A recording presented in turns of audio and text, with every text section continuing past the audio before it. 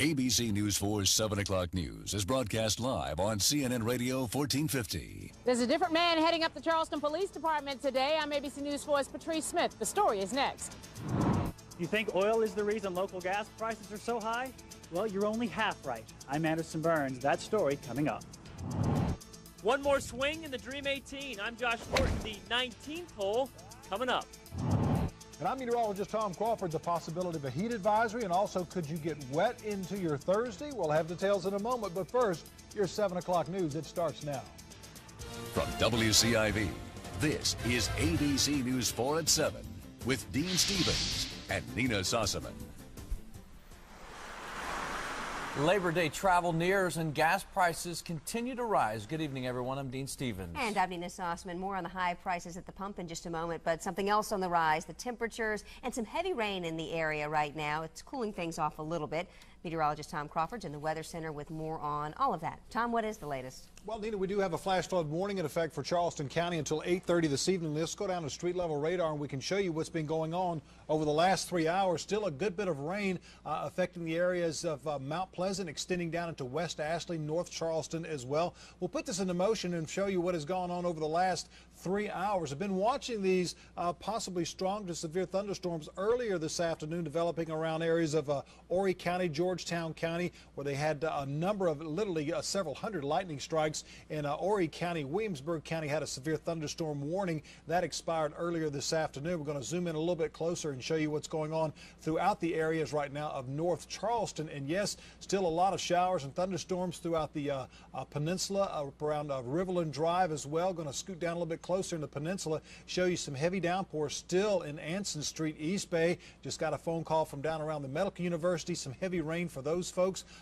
Burning Tree Road still picking up some of those heavy rainfall, heavy amounts. And with these moving to the southwest at about 5 to 10 miles per hour, could see anywhere between 1 to 2 inches of rain per hour from this. So again, the possibility is some flooding in the downtown Charleston area over the next hour or two, as well as Mount Pleasant. Now back to Dean and Nina.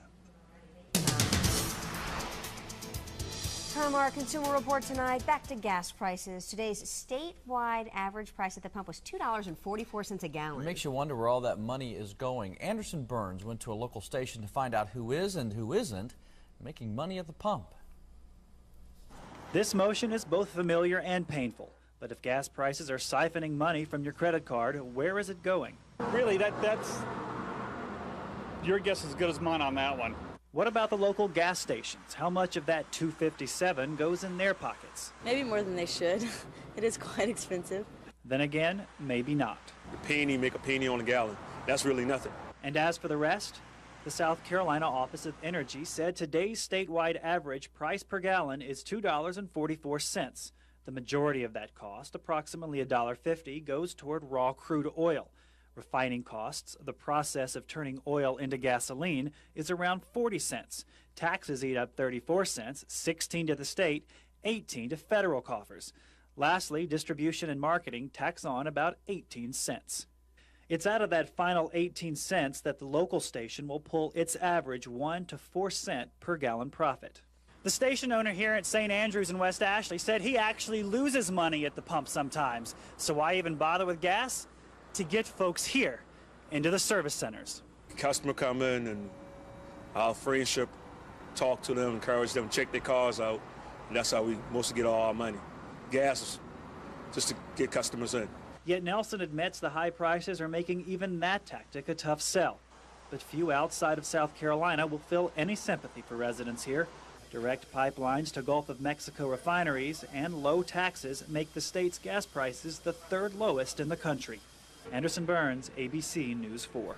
And also aiding the state's relatively lower gas prices are the lack of prohibitions on certain additives that raise the cost of gas in 17 other states. And in case you were wondering, the two states with lower gas prices right now, Wyoming and Utah. Kids in South Carolina schools who don't make the grade can switch schools, but most will have to wait until after school actually starts. And that tops tonight's school report. The transfers are allowed under the federal No Child Left Behind Act, which also gives parents the option of free tutoring if they don't move their children to another school. The South Carolina Department of Education gives school districts preliminary data by August the 15th, and some say they need to do that sooner. But the Education Department says grading 300,000 PAC tests and their essays takes a while. Despite the wait, though, education advocate John Boutsos advises parents with kids in historically low-performing schools to transfer them. But if you don't want to do that, if you don't want to transfer your child, for Pete's sake, please take advantage of the supplemental services. And that's the free tutoring we were talking about. Now, kids at these 13 Berkeley County schools can get transferred or get free tutoring. Charleston County announced earlier this summer that kids at these 9 elementary schools did not meet AYP, and it now says that these 11 middle and high schools are now included on that list. And where school is concerned, it is anchors away. In North Charleston, Navy men and women at the Naval Hospital spent the day collecting thousands of dollars in school supplies. The supplies are part of a year-long mentoring program sponsored by the hospital. As for the start of school in Charleston County, ABC News 4 and Prudential Carolina Real Estate have partnered to make sure all Low Country students have the tools they need to succeed. You can donate to the Low Country's Promise School Supplies Drive. Drop-off bins are set up at all area Walmarts. For more information on school wish lists, or if you're a teacher wishing to submit a list, log on to our website. We're at abcnews4.com. And a learning process of sorts for the Charleston City Council. Members have to develop a plan for hiring a new police chief because they haven't had to do that in nearly 24 years. Chief Greenberg retired yesterday, so the search for a new chief has not officially begun yet. But ABC News 4's Patrice Smith explains some feel there needs to be changes in the police department. The size of the department, do we have the officers on the streets that we need to have? City Councilman James Lewis would like to do an in-depth probe of the police department. He has long felt that police officers were not utilized effectively, that not enough crime-fighting efforts were focused on the east side. And this is why I'm asking for this organizational chart, so this council could take a good look at the police department while we are doing the search for a new chief. So if there are problems, we can address those problems before we hire a new chief. But Lieutenant Colonel Ned Heathington, the interim police chief, says the department runs like a well-oiled machine. Heathington says he doesn't plan on making any changes in the police department. He says he doesn't need to because Police Chief Greenberg created such an efficient force. And because of Greenberg, Heathington says he's confident he can do this job in the interim. But Heathington says he will still need Greenberg's help. We're going to need him. There's going to be things in this thing. We live in a world now that is full of extreme dangers that didn't exist 5 years ago, 10 years ago. So we'll need him. We'll need his advice. And he'll be willing to give that advice, I'm sure. Patrice Smith, ABC News 4. And Heathington has been the department's second in command. He does plan to retire once a new chief is hired. Well, the widening of a dangerous stretch of Highway 17 is illegal. That's according to the State Environmental Law Center. To widen the highway inside part of the Francis Marion National Forest, it would be violating the Endangered Species Act because rare birds and plants live in that area. The plan to widen US 17 at Steed Creek Road near UG has been put on the fast track because of several deadly accidents on the 12-mile stretch. And today was the day crews had planned, or they were supposed to, reopen a stretch of Meeting Street downtown. The area was closed while workers demolished the old ramp to the old bridge. An unexpected delay due to utility wires now has that opening set for Saturday. Negligent homicide is the charge for a Paris Island drill instructor. Today, court officials say Staff Sergeant Nadia Lopez was negligent in the death of Marine recruit Jason Tharp. In February, Tharp drowned during a swimming exercise ordered by Lopez at the Beaufort County base.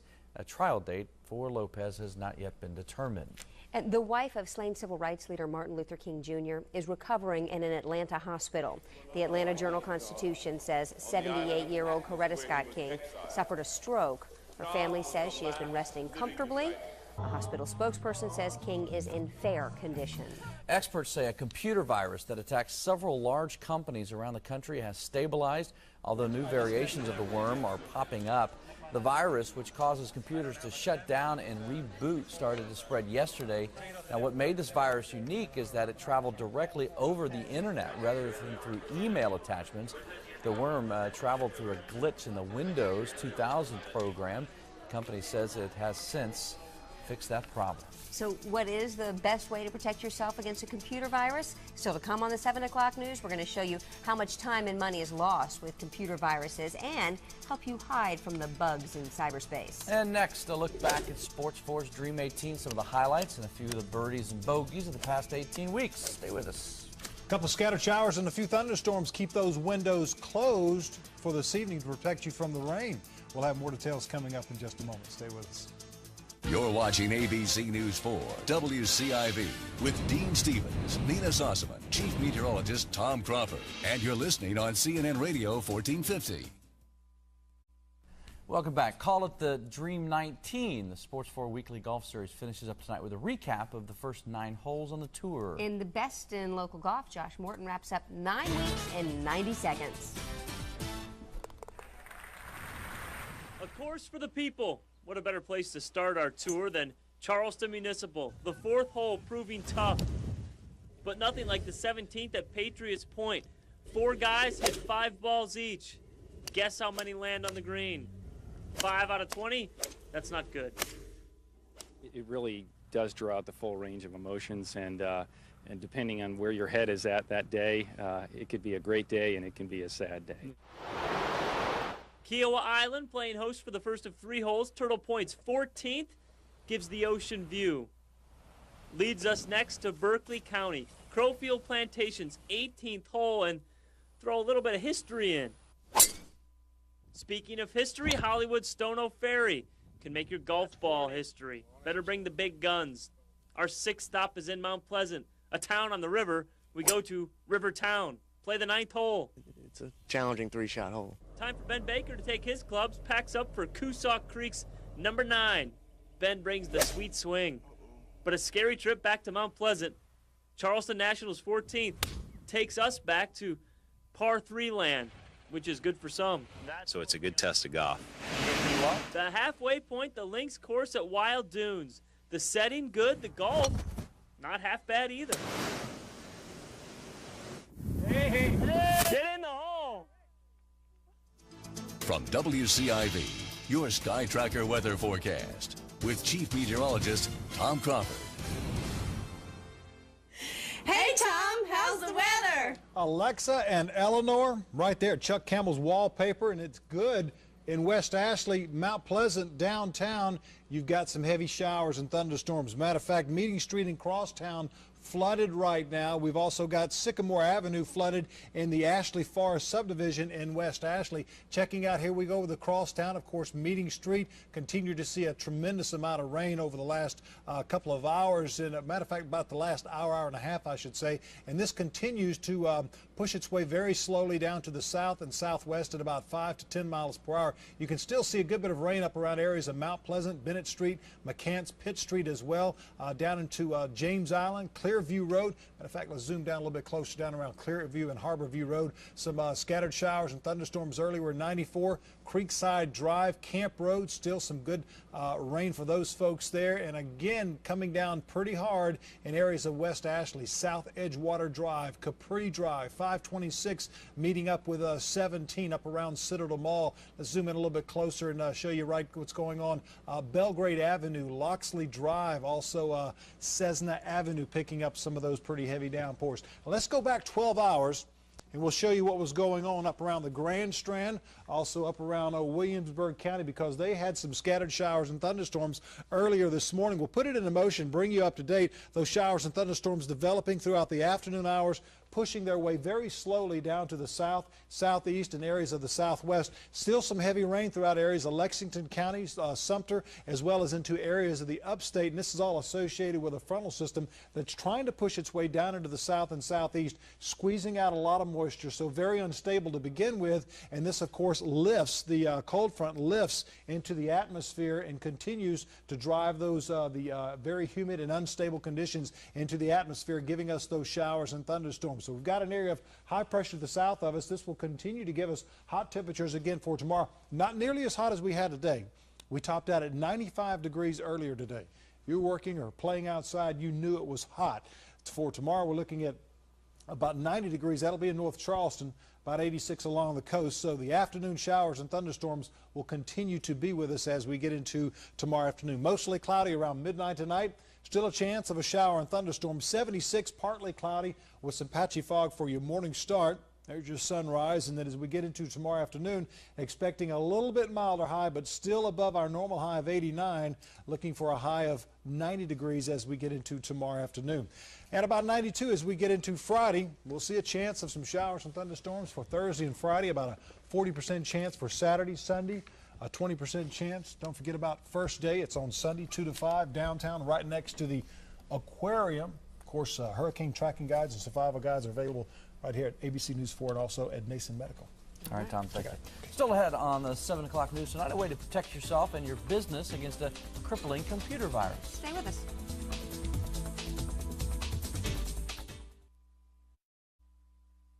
Welcome back. We told you earlier about a computer virus which wrecks several systems across our country. This technical mischief can be time-consuming and it can be costly, and ABC's Tanya Hernandez has more on how to avoid a virus attack.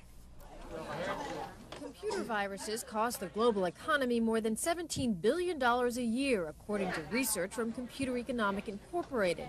Lost productivity and expensive tech support add up quickly. So what can you do to keep your home or small business computer safe? Experts say the most important part of keeping your computer healthy is keeping your operating system up to date. Computers running Microsoft Windows, which account for more than 90% of the market, can download free security patches by visiting windowsupdate.microsoft.com. Also important, buying and installing antivirus software.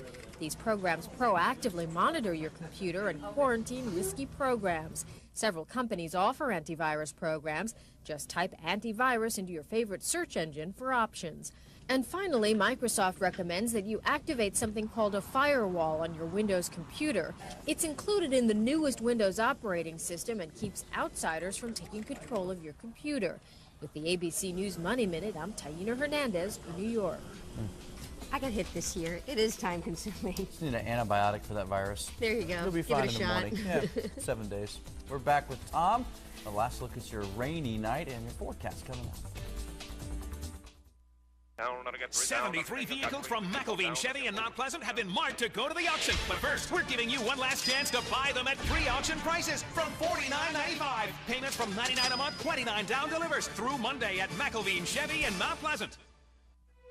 About 3:45 today, Tom, with the understatement, he said there's maybe some storms moving in. Looks like it could get nasty a little later, and it did. I was supposed to go live at Zinc earlier this evening, and looks like we'll be there next Wednesday. Reds tomorrow night. But some flooding, of course, happening in areas of Mount Pleasant, also in downtown Charleston. We are seeing Meeting Street as well as across town a great deal of rain, anywhere between 2 to possibly 3 inches in a very short period of time. West Ashley still getting hit 526, 17. So be aware of those conditions. Moving down into areas of Hollywood, Ravenel, Red Top, along with Gardens Corner. Be aware of the conditions around Highway 17. Flash flood warning still in effect. 8:30 tonight for Charleston County. Continue to see the threat of showers and thunderstorms for tomorrow. A little bit easier so far as the temperature. We topped out at 95 today. We're looking at a high of 90 for tomorrow. 92, a little rebound as we get into Friday and into Saturday and Sunday, 90 and 92. So the bottom line is, if you can keep from traveling in and around the downtown West Ashley area, at least for the next hour, please do so, as well as Mount Pleasant. Got a lot of calls about flooding on the crosstown, so avoid that area if you can. That place never floods.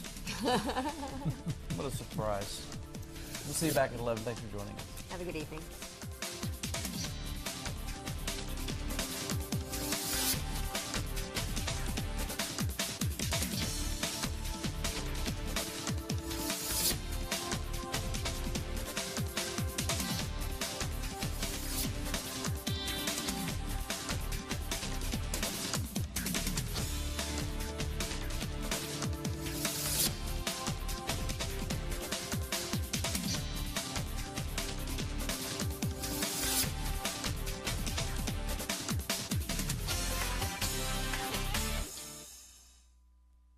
Just moving an entire talk show by myself. Ellen's packed up the stars, the fun, the music. Want to make it convenient for everybody. She's packed up all the surprises, even the dancing, because the Emmy-winning Best Talk Show in Daytime has a new home. Let me know when I'm getting close. Anybody there? Excellent. Don't get left behind. Okay, Mom. chicken. The Ellen DeGeneres Show. Beginning September 6th on ABC News 4.